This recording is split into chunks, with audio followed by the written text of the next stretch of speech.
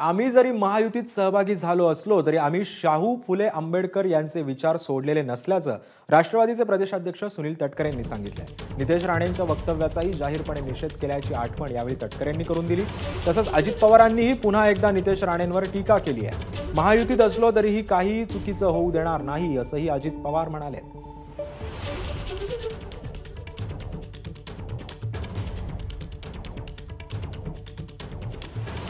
तरी एनडीएमध्ये आम्ही सहभागी झालो असलो सरकारमध्ये तरी शाहू फुले आंबेडकरांच्या धर्मनिरपेक्ष विचारधारेपासून सूदभर सुद्धा आम्ही बाजूला गेलो नाही।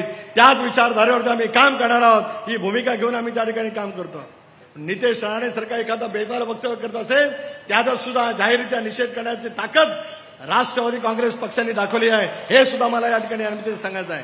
सत्तेमध्ये केवळ सत्तेसाठी आम्ही नाही आहोत।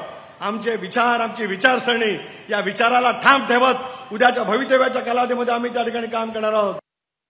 बुलढाण्याला परवा गेलो होतो तर काही जण चुकीचं बोलतात। कुठल्या समाजाला डोळ्यासमोर ठेवून काही वेडवाकडं बोलतात।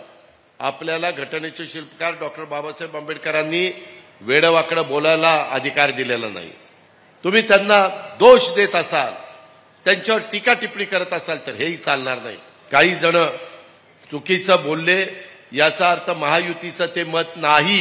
यामध्ये प्रत्येकाला आपली आपली भूमिका योग्य पद्धतीनं योग्य भाषेत योग्य शब्दात वापरण्याचा अधिकार आहे।